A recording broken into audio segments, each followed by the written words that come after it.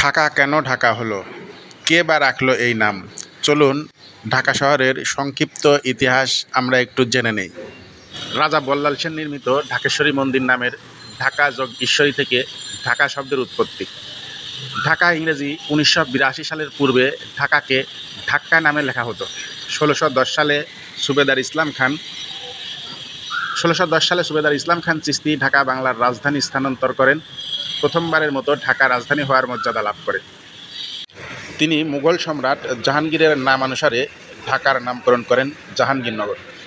1610 সালে মৃত্যুর আগে সুবেদার দলুয়া বা ধোলাই নদীর বর্তমান বুড়িগঙ্গা তীরে একটি দুর্গ প্রতিষ্ঠা করেন, যার নাম ছিল কেল্লা-ই-জাহাঙ্গীর। এই কেল্লাতেই পরবর্তীকালে ইংরেজরা নবাব সিরাজউদ্দৌলার স্ত্রী ও সন্তানদেরকে বন্দী করে রেখেছিল। সাম্প্রতিক প্রত্নতাত্ত্বিক খননে প্রাপ্ত প্রত্ননিদর্শন মোতাবেক ঢাকা নগরের বয়স 2500 বছরের বেশি।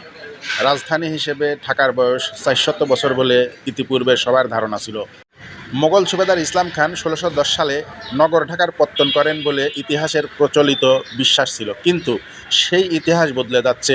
পুরান ঢাকার নাজিমউদ্দিন রোডের সাবেক কেন্দ্রীয় কারাগারের ভেতরে প্রত্নতাত্ত্বিক খননে পাওয়া নিদর্শন ও প্রাচীন দুর্গের অস্তিত্ব পাওয়া গেছে।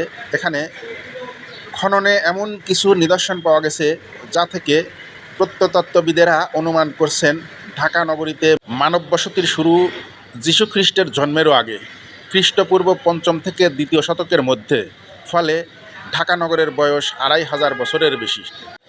এছাড়া এই প্রত্নখননের ফলে আরও তাৎপর্যপূর্ণ আবিষ্কার হলো কয়েকটি গ্লোজড মৃৎপাত্র, অনেকটা সিরামিকের মতো চকচকে, এবং রোলেটেড মৃৎপাত্র, মসৃণ ও সূক্ষ্ম নকশা করা, যা থেকে অনুমান করা হয় ঢাকায় অন্তত 5ম থেকে 2য় খ্রিস্টপূর্বাব্দে জনবসতি ছিল। কারণ একই ধরনের মৃৎপাত্র পাওয়া গেছে প্রাচীন পুণ্ড্রবর্ধন, মহাস্থান ও ওয়ারী বটেশ্বরী এবং দক্ষিণ পূর্ব এশিয়ার ভারত, মালয়েশিয়া, ইন্দোনেশিয়া ও কম্বোডিয়ায়। এই মৃৎপাত্র পাওয়ায় প্রমাণিত হয়েছে এখানে একটি আদি ঐতিহাসিক যুগে সমৃদ্ধ জনপদ ছিল।